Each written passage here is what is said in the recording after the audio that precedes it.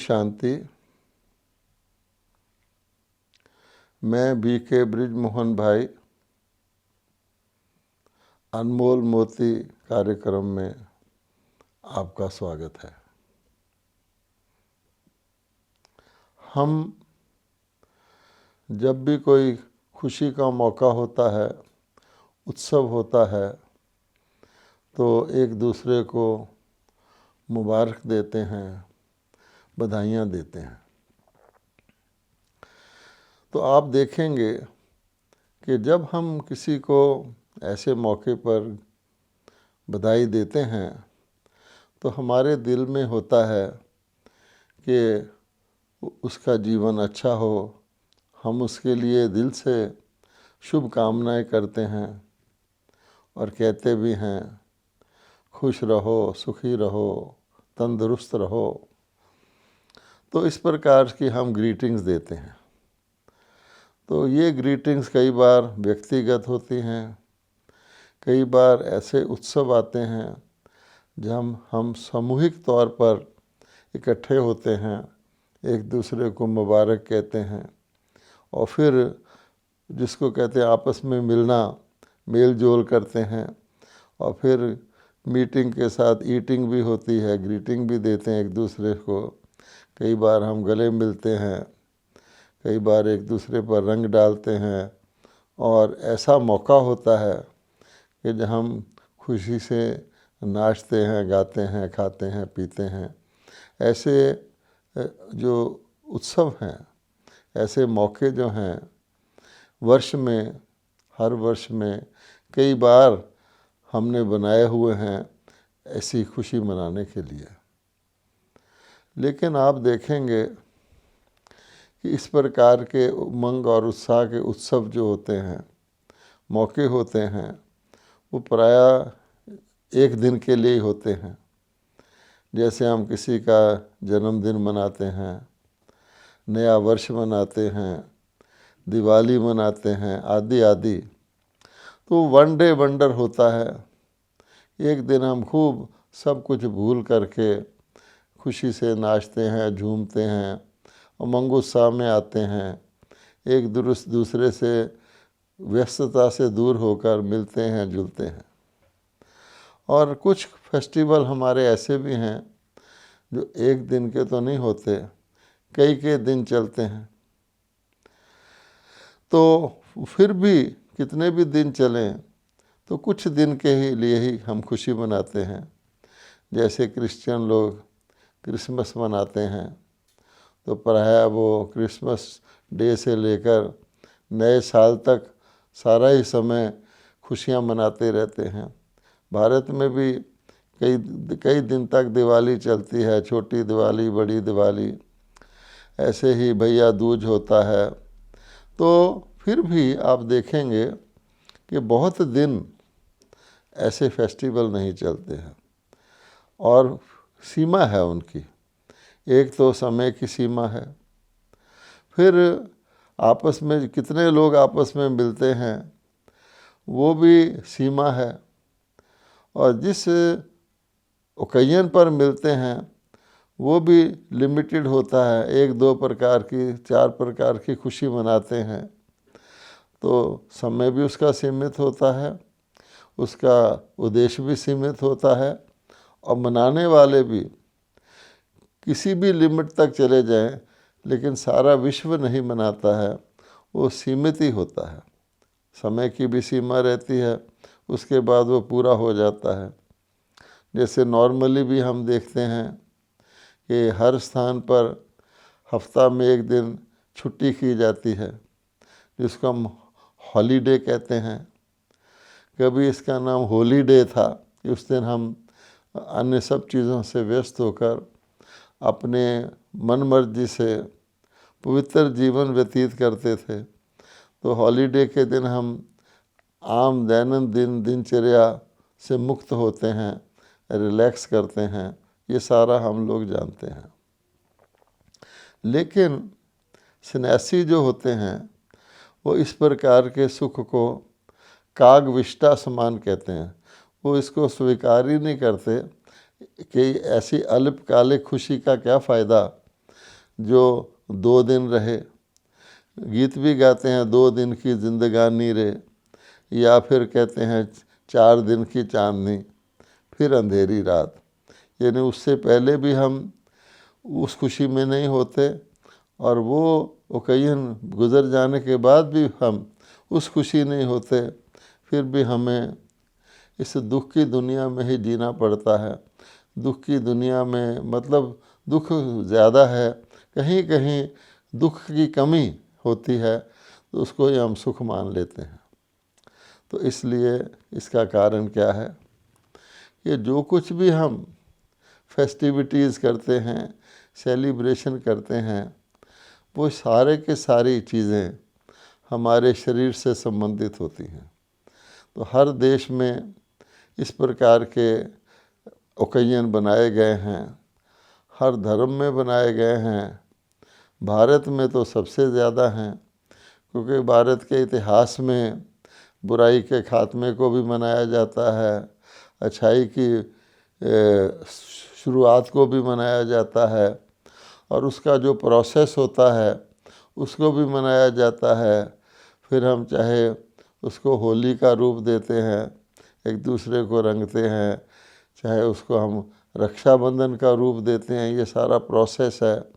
और फिर हम दशहरा, दिवाली इत्यादि अनेक फेस्टिवल मनाते हैं, और बीच में हम और भी कई प्रकार के जो घटनाएं होती हैं, बड़े बड़े नेताओं के, बड़े बड़े धर्म स्थापकों के हम जन्मदिन मनाते हैं।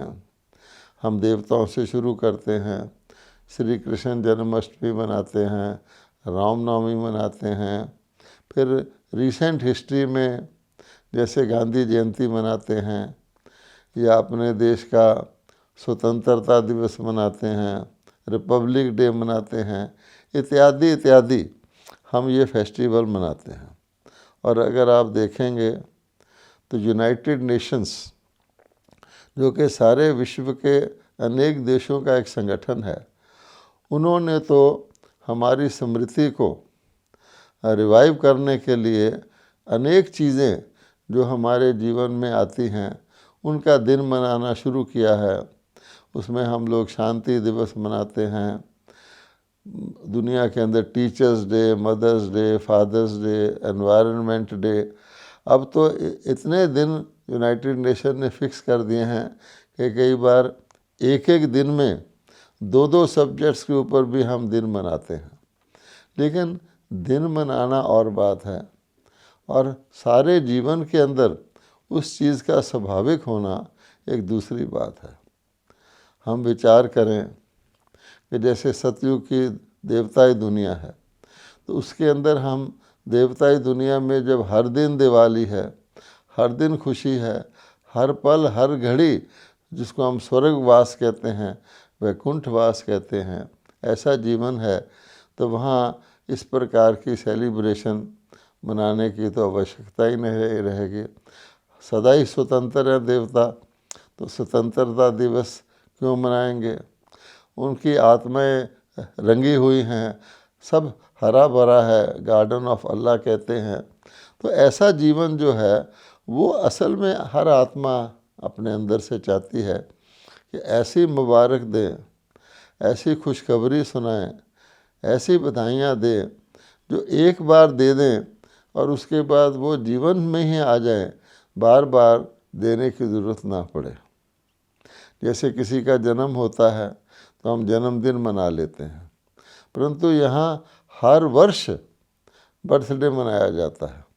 आप देखेंगे आयु तो घटती जाती है, लेकिन हम बर्थडे मनाते हैं, फिर उसके अंदर भी माइलस्टोन रखते हैं कि सिल्वर जुबली हो गई, 25 साल हो गए, 50 साल हो गए, 60 वर्ष हो गए। इस प्रकार से हम अपने आप को खुश रखने के लिए सेलिब्रेशंस करते हैं। लेकिन अंदर से आत्मा क्या चाहती है? हम अब खुशी को सदा के लिए चाहते हैं या बीच बीच में चाहते हैं? खुशी को संपूर्ण खुशी, सर्वांगीण खुशी चाहते हैं, या बीच बीच में खुशी और गम ऐसे चाहते हैं?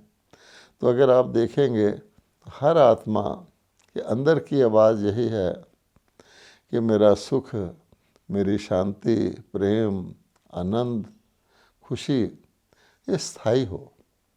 और भगवान को ही पता है कि ऐसा समय होता है जब परमात्मा इस दुनिया में सबको, पशु पंछियों से लेकर के वनस्पति तक से लेकर के मनुष्य आत्माओं से तक से लेकर हर चीज़, चाहे वो मौसम है, चाहे वो पानी है, जल है, हर चीज़ जो है वो सुख देने वाली होती है, मर्यादित होती है।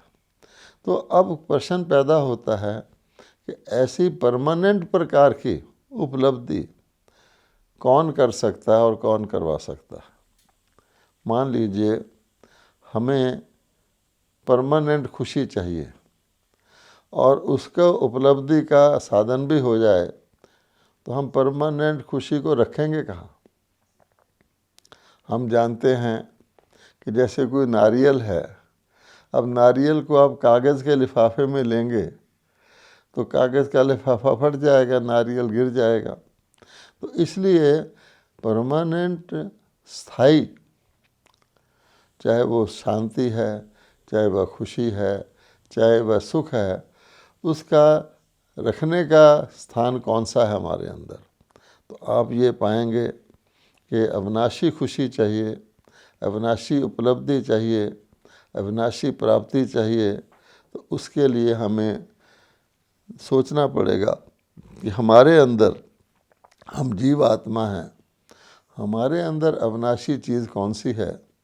तो यहाँ पर आध्यात्मिकता की जानकारी आवश्यक हो जाती है। हम जब तक हम अपने आप को शरीर मानते हैं तो हम कुछ भी ले लें, इस दुनिया में कुछ पद पा लें, पोजीशन पा लें, बहुत बड़े साधन पोजेशंस इकट्ठे कर लें, जो भी कर लें, लेकिन उनका ज़्यादा से ज़्यादा उनका काल जो है, अवधि है, हमारा जीवन है। जो ही हमारी शरीर छूटा, हमने शरीर को छोड़ा, तो कहावत प्रसिद्ध है, आप मरे जग पर लय, कि शरीर छोड़ने के साथ जो कुछ हमने अर्जित किया सारे जीवन काल में वो समाप्त हो जाएगा। अब आप सोचिए कि कोई व्यक्ति बहुत मेहनत करके साधन जुटाकर चीज़ों को इकट्ठी करे और उसको ये भी भरोसा नहीं, आजकल तो हम जानते हैं अकाल मृत्यु का बाज़ार गर्म है, कभी भी किसी का भी शरीर छूट सकता है, अचानक छूट जाता है। तो व्यक्ति के पास जो पोजेशंस होते भी हैं, जो पोजीशन होती भी है, उसके मन में खटका लगा रहता है कि पता नहीं ये कब छिन जाए मेरे से, मेरा शरीर छूट जाए। इसीलिए आज के मनुष्यों को सबसे ज़्यादा भय मृत्यु का है। मृत्यु तो एक दिन होगी, अचानक होगी। अच्छा है कि उसकी डेट निश्चित नहीं है। कहने में तो आता है एज श्योर एज डेथ, कि मृत्यु होना निश्चित है, लेकिन मृत्यु होने का समय निश्चित नहीं है। इसलिए वो तो जब होगी सो होगी। इसलिए कहा जाता है कि मृत्यु से ज़्यादा भी मृत्यु का भय दुख देता है। इसलिए भगवान कहते हैं कि मृत्यु का भय क्यों आता है, कि हम समझते हैं हमारा सब कुछ छिन जाता है, हम एक अंधेरी कोठरी में चले जाते हैं। ऐसा मनुष्य सोच करके ये समझने लग गए हैं और चाहते हैं कि हमारी मृत्यु हो ही ना। इसलिए आप देखेंगे हमारे जीवन में दो प्रकार के कॉन्ट्राडिक्टरी, एक दूसरे से विरोधाभासी जीवन में लक्ष्य रखते हैं। एक तरफ हम कहते हैं कि हम दुनिया में आए ही नहीं, हमारा मोक्ष हो जाए, हम इस दुख सुख के संसार से सदा के लिए छूट जाएं। ये हमारी विश है। हम छूट सकते हैं या नहीं, ये एक अलग विषय है। और दूसरी ओर हम देखते हैं कि एक जन्म, चाहे आजकल का दुख का जन्म भी है, उसमें कोई भी व्यक्ति शरीर को छोड़ना नहीं चाहता, क्योंकि उसको पता नहीं है कि अब जो कुछ मेरा है ये छिन जाएगा, ये चला जाएगा, तो इसके बाद मेरा क्या होगा। इसलिए भगवान कहते हैं कि आज की कितनी कैसी भी खुशी हो उसको कहेंगे 2 दिन की जिंदगानी है और उसके बाद वो चली जाएगी। इसलिए भगवान हमको शिक्षा देते हैं कि परमात्मा जब अवतरित होते हैं और परमात्मा के अवतरण का जो यादगार पुस्तक है जिसको हम श्रीमद् भगवद गीता के नाम से याद करते हैं और इसको आज भी हम शास्त्र श्रोमणी कहा जाता है। कहते हैं इसमें सभी शास्त्रों का सार है। भगवान ने ब्रह्मा जी के मुख से जब गीता सुनाई तो ब्रह्मा जी के हाथ में अनेक शास्त्र दिखाते हैं कि इन शास्त्रों, ऐसे नहीं कि भगवान ने शास्त्र सुनाए या शास्त्रों की इंटेग्रेट करके कुछ बताया। परमात्मा तो ओरिजिनली ज्ञान के सागर हैं, लेकिन दिखाने के लिए, इस बात को प्रदर्शित करने के लिए ब्रह्मा के हाथ में शास्त्र दिखाए जाते हैं। अब उसमें भगवत गीता में जो सबसे पहली बात बताई जाती है कि फर्स्ट स्टेप जो है गीता को समझने का या अपने जीवन को समझने का या विनाशी अविनाशी के अंतर को जानने का, और उसके साथ साथ सारे सृष्टि चक्र में ऐसा भी पीरियड होता है जबकि हर चीज़ अविनाशी तौर पे सदा काल के लिए ही सुखदायी होती है, जिसको हम स्वर्ग कहते हैं। और फिर ऐसा पीरियड भी आता है जहाँ हर चीज़ दुखदायी होती है, जिसको हम नरक कहते हैं, उसको हम सतयुग कहते हैं, उसको हम कलयुग कहते हैं। कलयुग में कोई व्यक्ति धोखे से सोचे कि मैं सुखी हूँ तो एक बहुत बड़ा धोखा है, क्योंकि देखा जाए तो सुख जो होता है तन का, मन का, धन का, जन का, प्रकृति के द्वारा हर प्रकार से होता है। तो हम एक दूसरे को देखकर कंपैरेटिवली हम कम दुखी हैं। किसी के पास धन ज़्यादा है वो समझता मैं सुखी हूँ, किसी का शरीर अच्छा है वो समझता मैं सुखी हूँ, किसी के पास साधन संपन्नता है वो समझता है मैं सुखी हूँ, संबंधों में समरसता है वो समझता मैं सुखी हूँ। लेकिन एक बात तो यह है कि सारी चीज़ें किसी के पास नहीं होती, एक है तो दूसरी नहीं है, और अगर हैं भी तो थोड़े समय के लिए हो सकती हैं, सदा के लिए नहीं हो सकती। ये हम सब के जीवन का अनुभव है। इसीलिए हमने धर्म बनाए हुए हैं, हम प्रेयर करते रहते हैं, अनेक प्रकार की धार्मिक कर्मकांड करते रहते हैं, ताकि हम ये समझ नहीं पाते कि दुख क्यों हो रहा है। तो हम परमात्मा को याद करते हैं, समझते हैं परमात्मा को याद करना, प्रार्थना करना एक धार्मिक व्यक्ति की एक प्रकार की ड्यूटी है। इससे वो दुखों के आने से शायद बच सकता है, उसकी शायद आयु लंबी हो सकती है। इस प्रकार की भावनाएं, जिसको हम कहते हैं फेथ, फेथ के अंदर भी कुछ ताकत होती है। यद्यपि अगर ब्लाइंड फेथ है तो उसकी शक्ति भी लिमिटेड समय तक होती है। तो ये सब हम जानते हैं। तो गीता के भगवान हमको पहले ये बताते हैं कि जो कुछ तुमने अगर स्थायी रखना है तो अपने को आत्मा समझो, जो तुम सचमुच आत्मा ही हो, क्योंकि शरीर तो तुम बदलते रहते हो।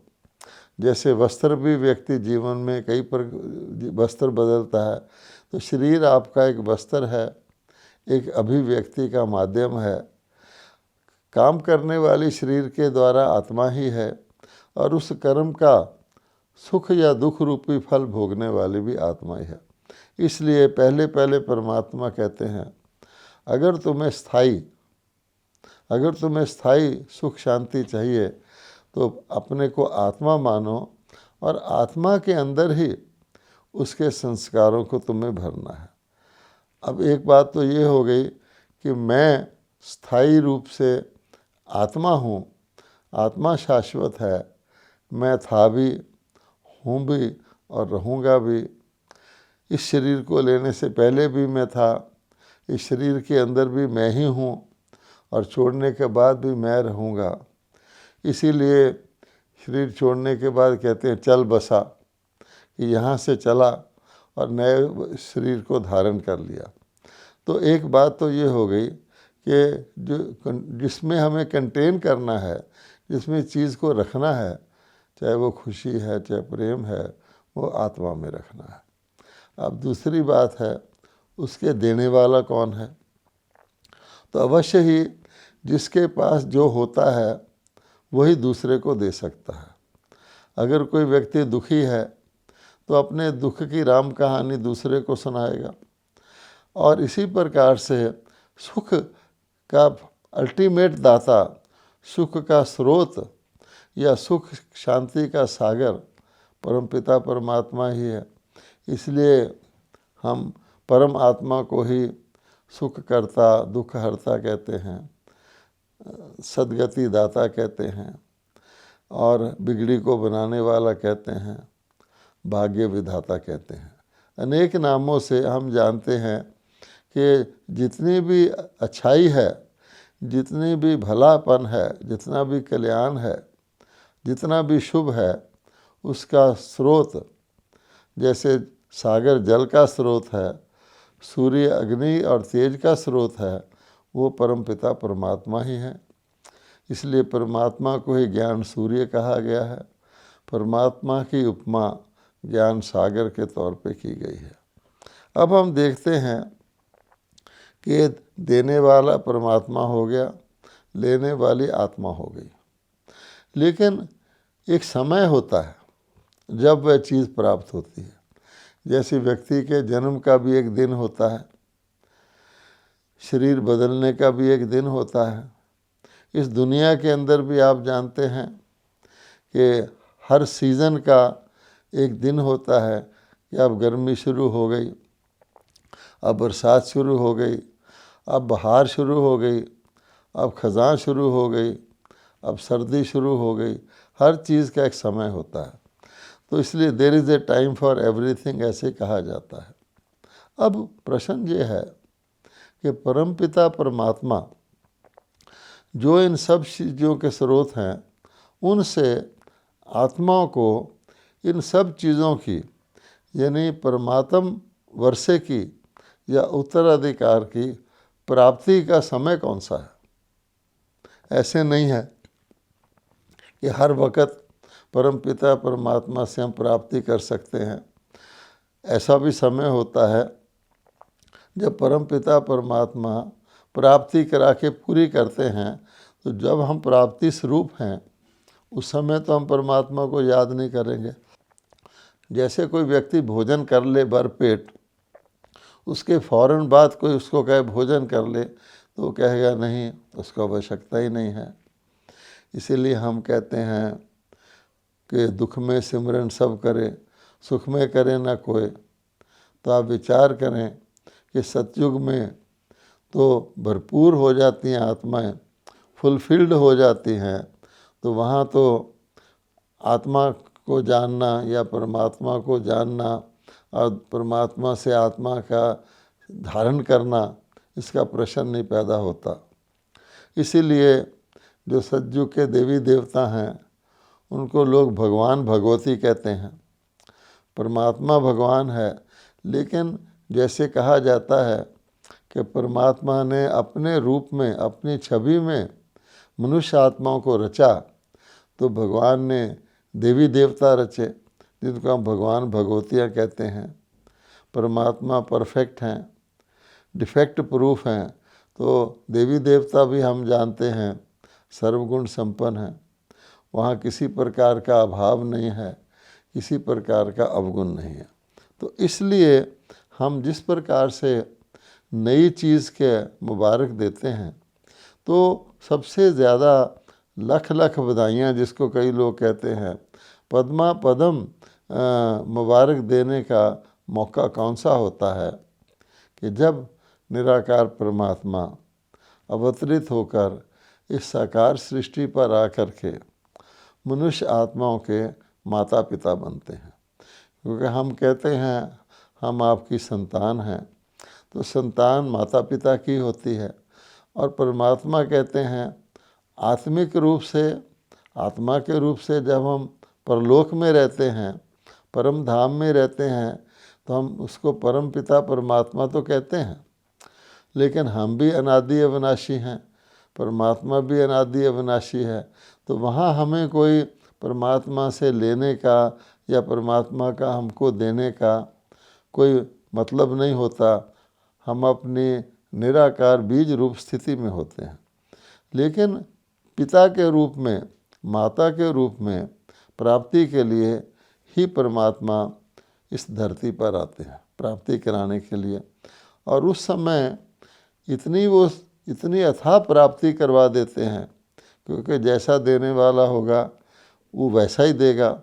एक राजा किसी को कुछ देता है तो राजा भरपूर होता है, और ये तो विश्व पिता हैं, सब को महाराजा महारानी बनाने वाले हैं, स्वर्ग का स्थापन करने वाले हैं। तो इसलिए परमात्मा कहते हैं कि सबसे ज़्यादा मुबारक देने का, कल्याण का, बधाई का समय जो है वो है परमात्मा के अवतरण का समय, जिसके ऊपर ही सारे सृष्टि चक्कर का आधार है। जैसे एक व्यक्ति का जन्म राजा के घर हो जाए तो उसकी सारी लाइफ राजकुमार राजघराने में ही बीतती है, फिर उसको किसी प्रकार की नौकरी करने आदि की आवश्यकता नहीं पड़ती।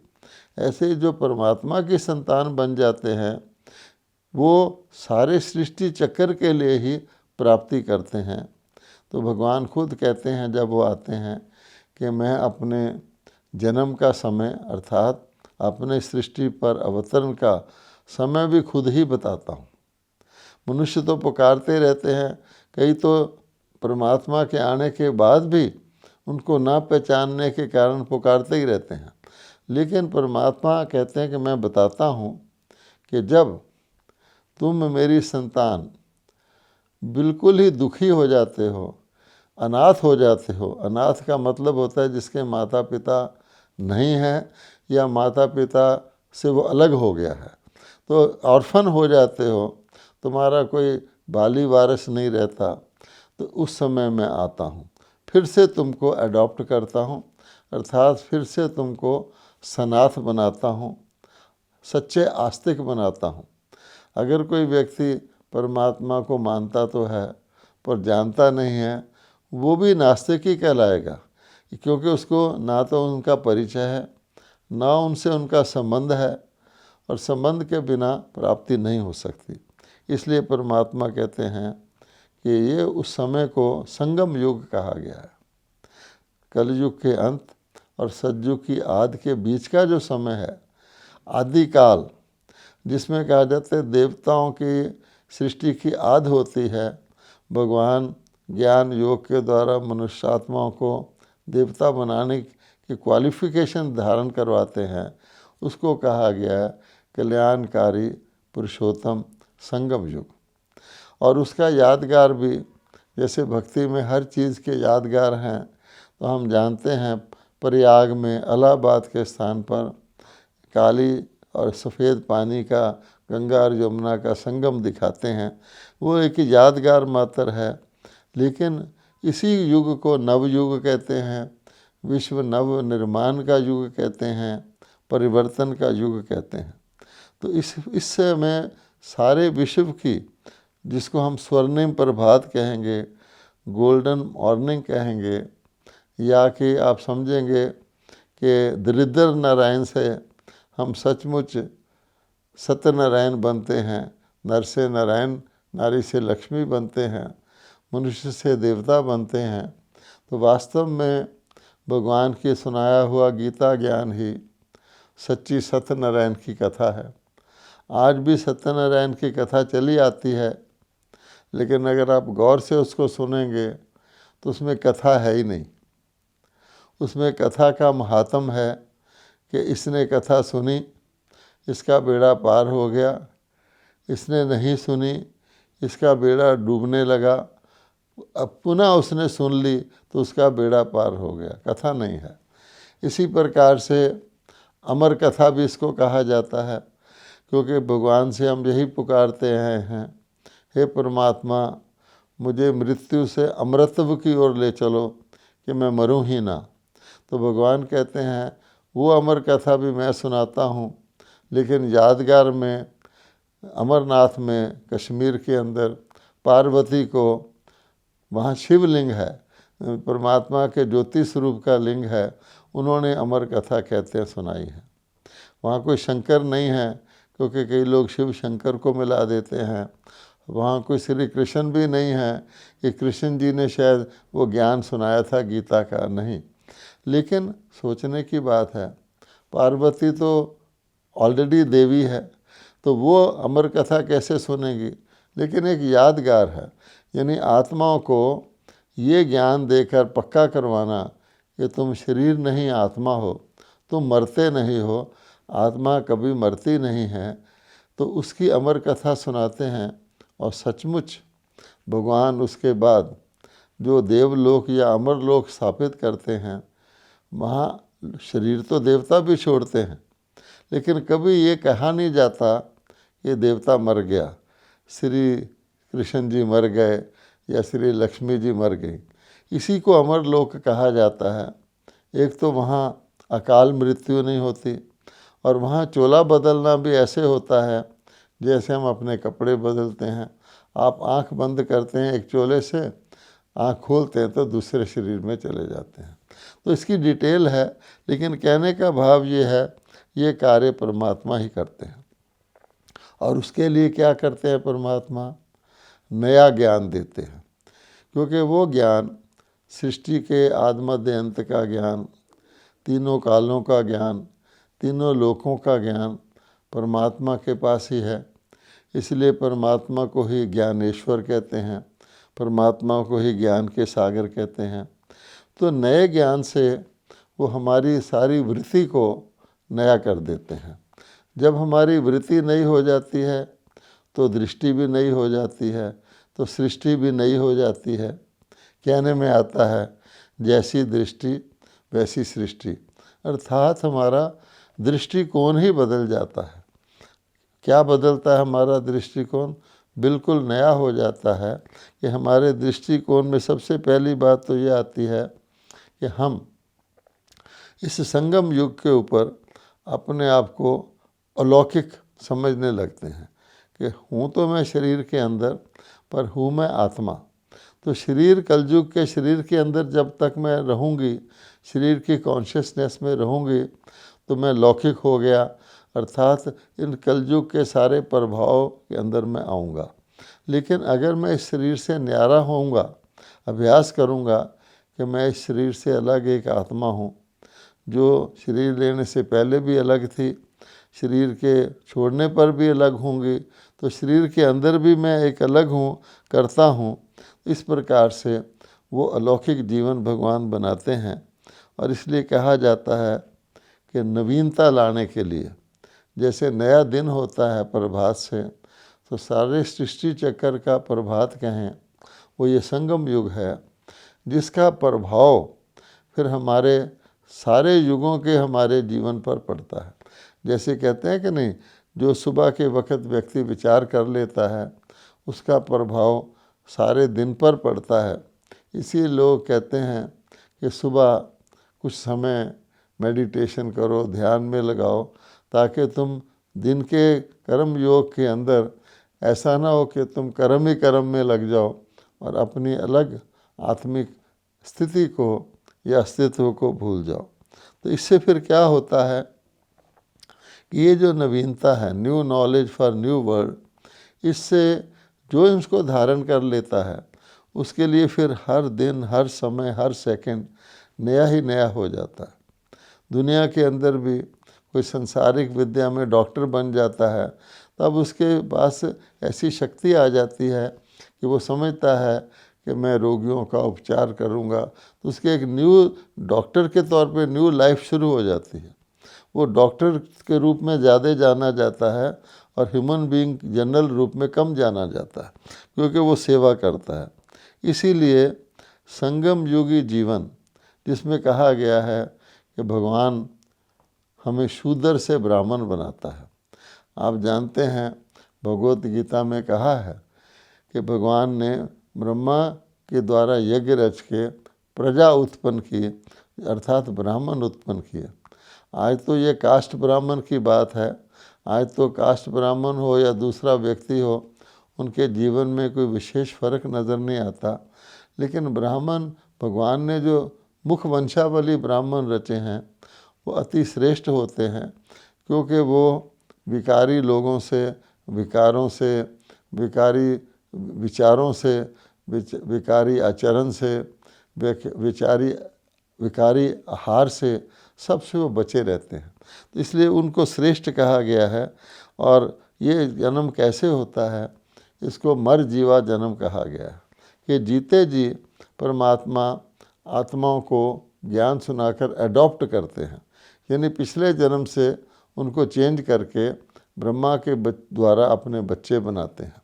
तो जैसे दुनिया के अंदर भी एडॉप्शन का सिस्टम होता है कि गरीब के बच्चे को अमीर अडॉप्ट करता है, तो परमात्मा भी कलयुगी आत्माओं को, शूद्र इसलिए कहा गया है, आज तो शूद्र शब्द लीगली बैंड है, लेकिन भगवान ने इसका ये अर्थ नहीं बताया था जो आज लोग समझते हैं। शूद्र उसको कहा जाता है जिसके अंदर 5 विकार हैं, क्योंकि देवता संपूर्ण निर्विकारी थे तो देवता थे। अब संपूर्ण विकारी और पतित होने के कारण जिसके अंदर काम है, क्रोध है, लोभ मोह अहंकार है, यानी वो पतित है। पतित को कहना जाता है कि पतित से परहेज़ करो, वरना आप पतित के कांटेक्ट में आएंगे, पतित के साथ हम नवाला हम प्याला बनेंगे, उठेंगे बैठेंगे, तो ये कंटेजियस विकारों की डिजीज़ है जो आपके अंदर भी आ जाएगी। लेकिन इसके अर्थ को नहीं जानते, इसलिए परमात्मा कहते हैं कि जब मैं नया ज्ञान देता हूँ तो हमारे संबंध भी नए हो जाते हैं, क्योंकि पहले जो हमारे संबंध होते हैं उसको हम बंधन कहते हैं। और वो बंधन क्या होते हैं, कर्मों के बंधन के हिसाब से, स्वार्थ के हिसाब से, स्वार्थी तरीके से हमारे संबंध होते हैं। जो ही स्वार्थ पूरा हुआ या कर्म बंधन का हिसाब एक जन्म का पूरा हुआ, हम या तो नया शरीर ले लेते हैं या दूसरे व्यक्ति से मुंह मोड़ लेते हैं। लेकिन भगवान आकर हमको निस्वार्थ रूहानी संबंध, कि हम सब आत्माएं परमात्मा की संतान हैं, वो सिखाते हैं। तो इससे हम हर एक को आत्मा समझते हैं और हर एक के लिए ही, हर व्यक्ति के लिए हर प्रकार की शुभ भावना, शुभ कामना रखते हैं। तो इससे हमारा मन भी शुभ हो जाता है, क्योंकि मन शुभ हो गया, मन शुद्ध हो गया तो हमारी वृत्ति, मनोवृत्ति शुद्ध हो जाती है, दृष्टि शुद्ध हो जाती है, संबंध शुद्ध हो जाते हैं, तो इस संस्कार शुद्ध हो जाते हैं। यही परमात्मा का शुद्धिकरण का तरीका है।